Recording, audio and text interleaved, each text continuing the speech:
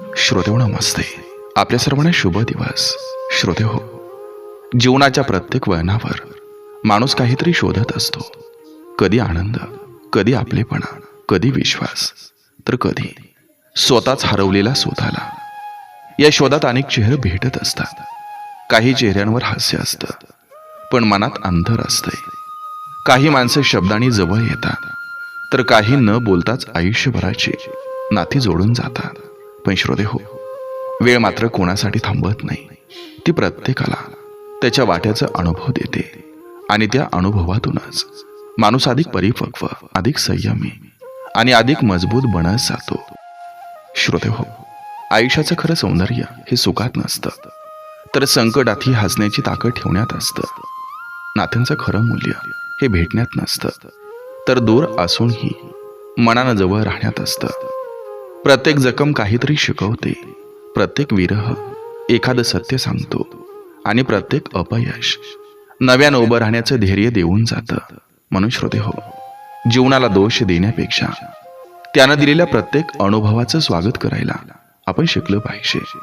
कारण आयुष्य आपल्याला जे देतं त्यापेक्षा ते आपल्याला काय बनवतं हे अधिक महत्त्वाचं असतं. श्रोतेहो, आज जे मी सांगतोय हे केवळ विचार नाहीत, ते अनेक भावनांचं प्रतिबिंब आहेत. काही न बोललेल्या वेदनांचं, काही जपलेल्या नात्यांचं, काही तुटलेल्या विश्वासांचं, तर काही पुन्हा नव्यानं जगण्याची प्रेरणा देणाऱ्या आशेचं. प्रत्येक ओळ कदाचित तुमच्या मनात दडलेली एखादी आठवण जागवेल, एखादा अनुभव पुन्हा डोळ्यासमोर उभा करेल आणि आयुष्याकडे पाहण्याचा एक नवा दृष्टिकोन देईल. चला श्रोतेहो, मनाच्या दारावर हलकेच टकटक करणाऱ्या, वास्तवाच्या मातीतून उमललेल्या आणि हृदयाला स्पर्श करून विचारांच्या प्रवासाला घेऊन जाणाऱ्या काही सुंदर सुविचारांकडे वळूया. चला करूया सुरुवात सुंदर विचारांना, सुंदर सुविचारांना.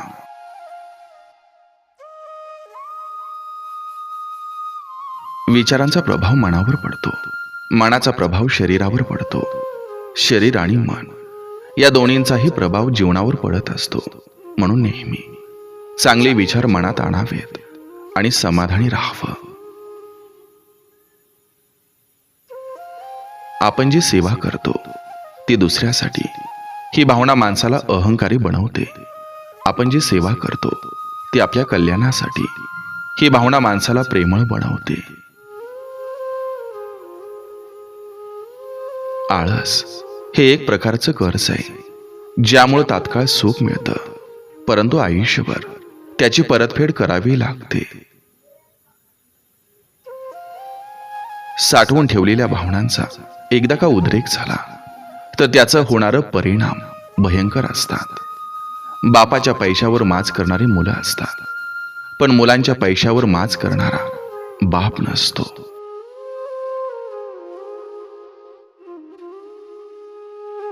खपण्यासाठी खूप पुस्तकं छापली जातात, आपण जपण्यासाठी पुस्तक निवडावं. आयुष्याचा मार्ग निवडताना आई वडिलांचं मत नक्की घ्या, कारण जेवढं तुमचं वय नसतं तेवढा त्यांचा अनुभव असतो. वेदनांना फक्त साथीदार असतात, भागीदार नाही.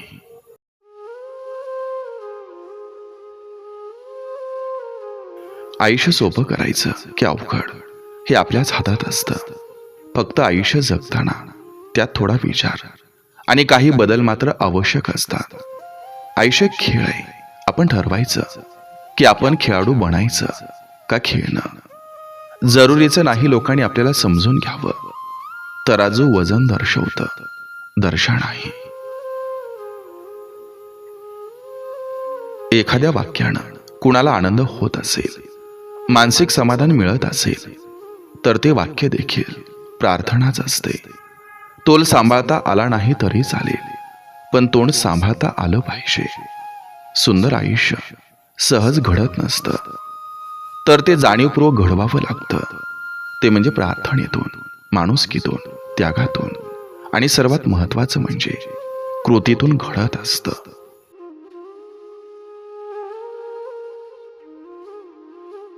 समाधानी जीवन जगण्यासाठी माणसानं फक्त दोन गोष्टी कधी विसरायच्या नाहीत. अहंकाराच्या बंगल्यात कधी जायचं नाही आणि माणुसकीच्या झोपडीत जायला कधी लाजायचं नाही. सत्य माणसाचे 3 लक्षण असतात. तो चुकीचं काम करत नसल्यानं त्याला चिंता नसते, त्याच्याकडे ठाम विचार असल्यानं त्याच्या मनात गोंधळ नसतो, आणि तो प्रामाणिक असल्यानं त्याला कशाचीही भीती नसते.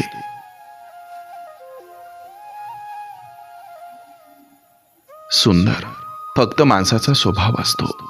चेहरे वयाचे गुलाम असतात. दुःखाची झळ आणि वेदनेची कळ त्याच लोकांना जास्त कळते, जे प्रामाणिकपणे सरळ साधं आयुष्य जगत आलेले असतात. कामात आनंद निर्माण केला की त्याचं ओझं वाटत नाही.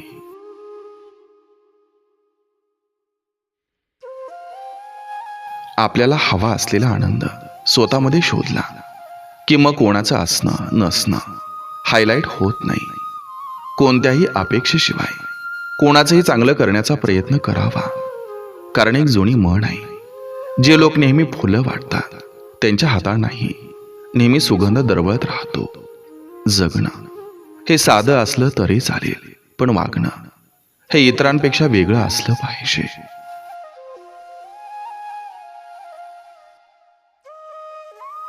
जे साधं असतं तेच खूप छान असतं. मग ते दिसणं असो, वागणं असो किंवा बोलणं. संघर्षामध्ये माणूस एकटा असतो आणि यश मिळाल्यानंतर संपूर्ण जग त्याच्या सोबत असतं.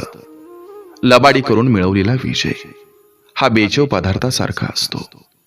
तो तुमची भूक तर भागवतो, पण तुम्हाला चांगल्या चवीचा आनंद देऊ शकत नाही.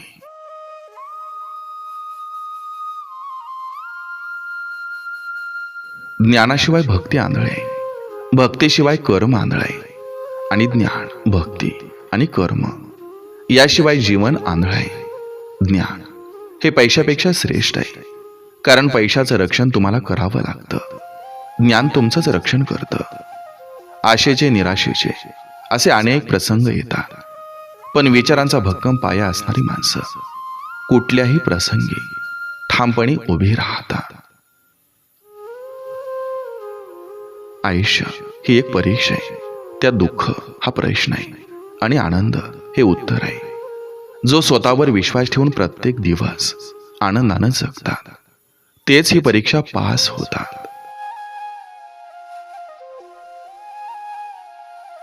दोष लपवला की तो मोठा होतो आणि कबूल केला की नाहीसा होतो. म्हणून वागण्यात खोटेपणा नसावा, म्हणजे जगण्यात मोठेपणा लवकर मिळवता येतो. जिथं खोटेपणा आहे तिथं प्रेम नसतं, आणि जिथं प्रेम आहे तिथं खोटं बोलण्याची कधीच गरज पडत नाही.